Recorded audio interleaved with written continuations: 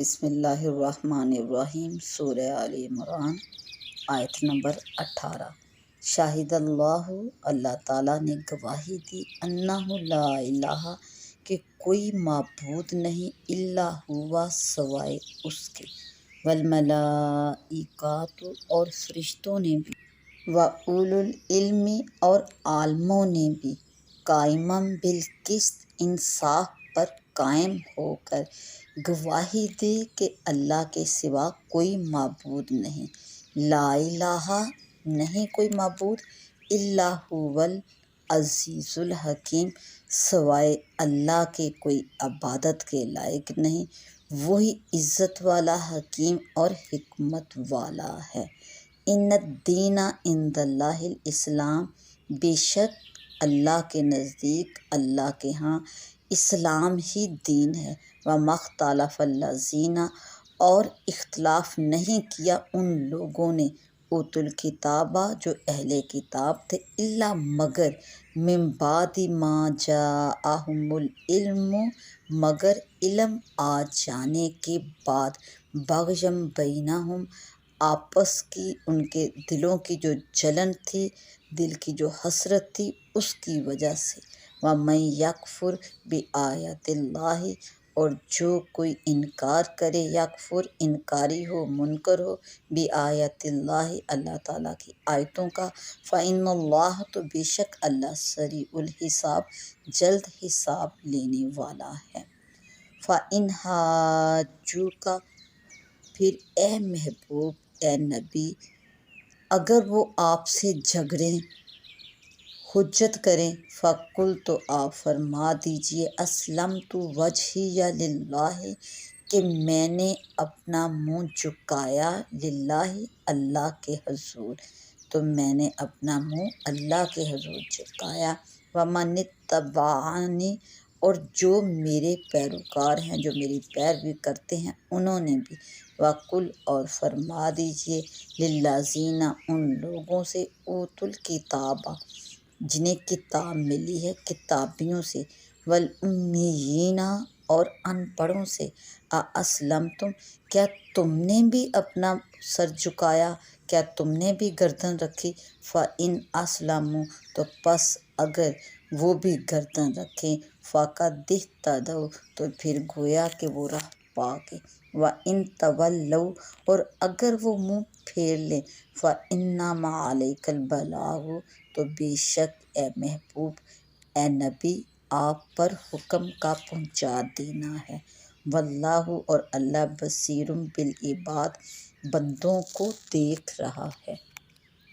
ان الذین، بے شک وہ لوگ، یکفرون بآیات اللہ، جو اللہ تعالیٰ کی آیتوں کی انکاری ہیں، منکر ہیں، ویقتلون النبیین، اور جنہوں نے قتل کیا انبیاء کو بغیر حق، ناحق انبیاء کو شہید کیا، ویقتلون الذین، اور ان لوگوں کو قتل کیا، یامرون بالقسط، جو حکم کرنے والے تھے انصاف کے ساتھ، من الناس، لوگوں میں سے، فبشرہم، تو پس خوشخبری دو، بعذاب علیم، دردناک عذاب کی۔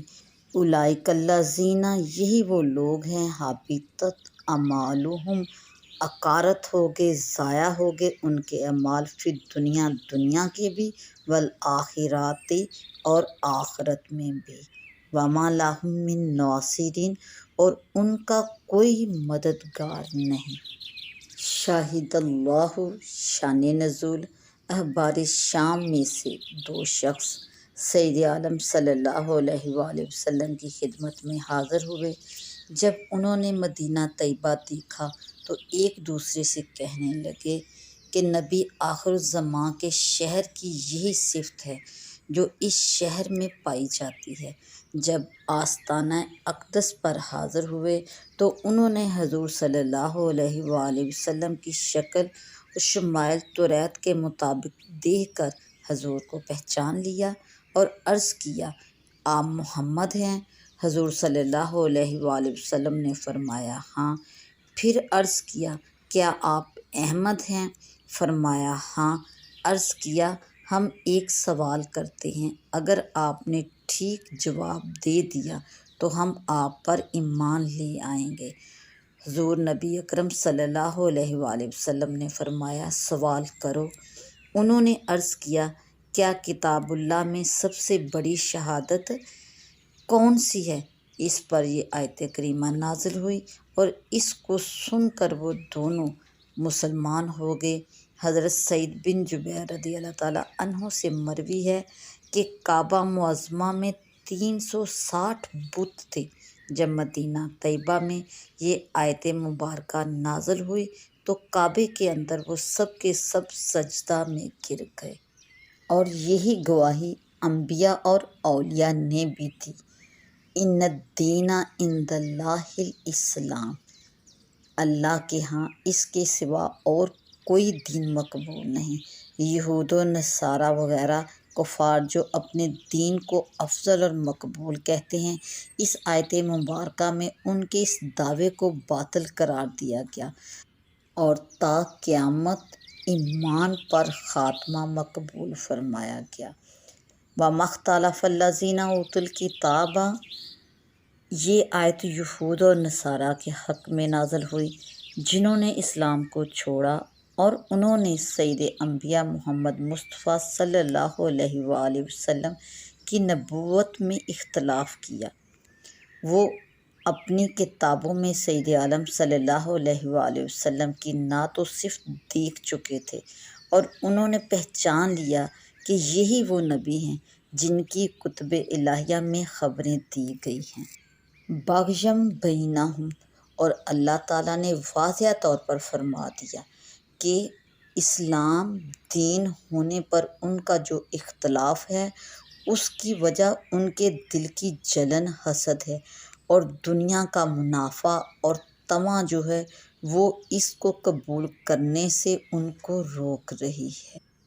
فَإِنْ حَاجُّوكَ، اور اے محبوب اے نبی اس کے باوجود بھی اگر وہ لوگ آپ سے جھگڑتے ہیں تو آپ فرما دیجئے کہ میں اور میرے فرما بردار ہماتن اللہ تعالیٰ کے فرما بردار اور مطیع ہیں۔ ہمارا دین دین توحید ہے جس کی صحت تمہیں خود اپنی کتابوں میں بھی ثابت ہو چکی ہے، تو اس میں تمہارا ہم سے جھگڑا کرنا بالکل باطل ہے۔ اوتوا الکتاب والامیین، اوتوا الکتاب سے مراد یہود اور نصارہ ہیں۔ امیین جتنے بھی کافر غیر کتابی ہیں وہ امیین میں داخل ہیں، انہی میں سے عرب کے مشرکین بھی ہیں۔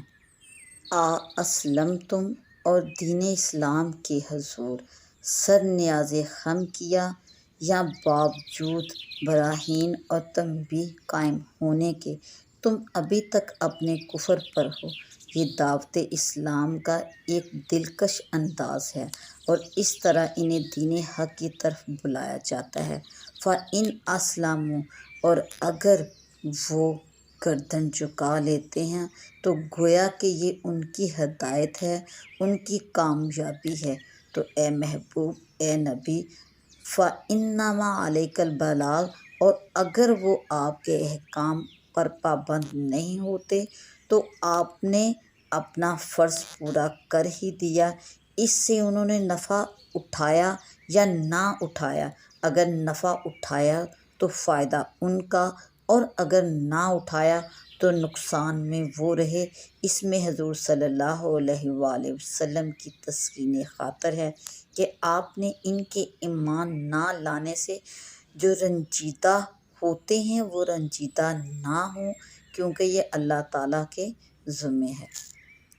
یقتلون النبیین بغیر حق، جیسا کہ بنی اسرائیل نے صبح کو ایک ساتھ کے اندر 43 نبیوں کو قتل کیا یعنی شہید کیا، پھر جب ان میں سے 112 عابدوں نے اٹھ کر انہیں نیکیوں کا حکم دیا اور بدیوں سے منع کیا، اسی روز شام کو انہیں بھی شہید کر دیا۔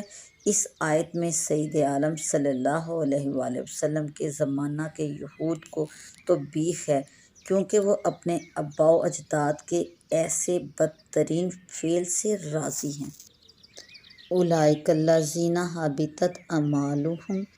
اس آیت سے معلوم ہوا کہ انبیاء کے ہاں بے ادبی کفر ہے، اور یہ بھی کہ کفر سے دنیا میں کیے گئے تمام نیک اعمال، تمام اچھے اعمال جو ہیں وہ ضائع ہو جاتے ہیں، اکارت ہو جاتے ہیں، اور روز قیامت ان اعمال کا بدلہ اللہ کے ہاں کچھ بھی نہ ملے گا۔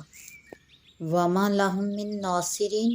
اور اللہ تعالیٰ نے یہ بھی فرما دیا کہ نہ تو تمہارے دنیا کے اعمال کا یہاں تمہیں آخرت میں کچھ بدلہ ملے گا، اور نہ ہی یہاں پر کوئی تمہارا مددگار ہوگا، اور تمہارے لیے دردناک عذاب ہے، اور اس عذاب الہی سے تمہیں کوئی بھی بچانے والا نہیں۔